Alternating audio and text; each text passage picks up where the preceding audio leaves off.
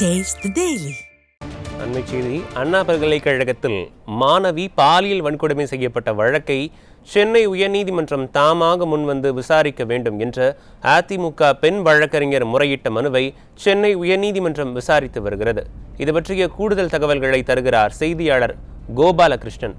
வணக்கம் கோபாலகிருஷ்ணன், இது தொடர்பான முழு விவரங்களையும் விரிவாக பதிவு செய்யலாம். வணக்கம்.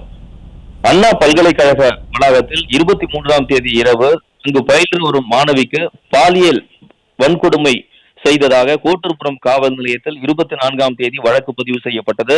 இந்த வழக்கை விசாரித்த கோட்டூர்புரம் போலீசார் வழக்கில் தொடர்புடையவர் திமுக நிர்வாகி என்பதும் அவர் பெயர் ஞானசேகர் என்பதும் இந்த வழக்கை வேண்டுமென்றே தாமதப்படுத்தியதாக கூறப்படுகிறது.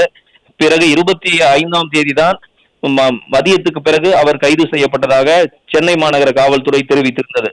இந்த நிலையில் இந்த வழக்கில் உரிய விசாரணை நடத்த வேண்டும், அதிலும் சுமூட்ட வழக்காக சென்னை உயர்நீதிமன்றம் இந்த வழக்கை விசாரிக்க வேண்டும் என அதிமுகவை சேர்ந்த வழக்கறிஞர் இந்த வழக்கை இன்று நீதிபதியிடம் முறையீடு செய்திருந்தார். அந்த நிலையில் இந்த சரியாக 2:20 மணி அளவில் இந்த வழக்கை நீதிபதிகள் விசாரணைக்கு எடுத்தனர்.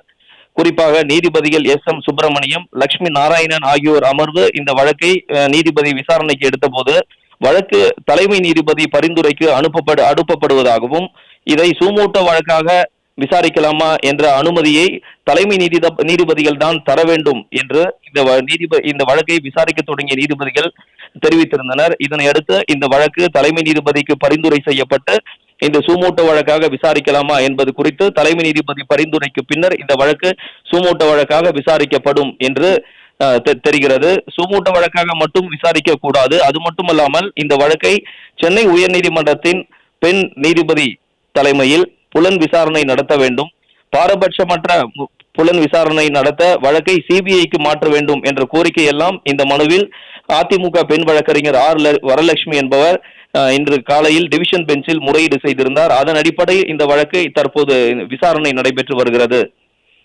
இந்த வழக்கை இன்று மாலை 4:45 மணி அளவுக்கு தள்ளி வைத்துள்ளனர் வழக்கை விசாரித்த 2 நீதிபதிகள் அமர்வு. விவரங்களுக்கு நன்றி கோபாலகிருஷ்ணன்.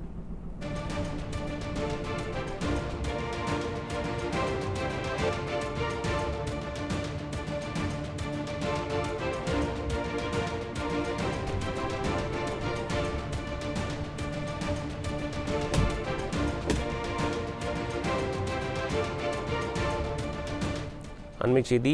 அண்ணா பல்கலைக்கழகத்தில் மாணவி பாலியல் வன்கொடுமை செய்யப்பட்ட வழக்கை சென்னை உயர்நீதிமன்றம் தாமாக முன்வந்து விசாரிக்க வேண்டும் என்ற அதிமுக பெண் வழக்கறிஞர் முறையிட்ட மனுவை சென்னை உயர்நீதிமன்றம் விசாரித்து வருகிறது. இதனை அண்மை செய்தியாக பார்த்து வருகிறோம்.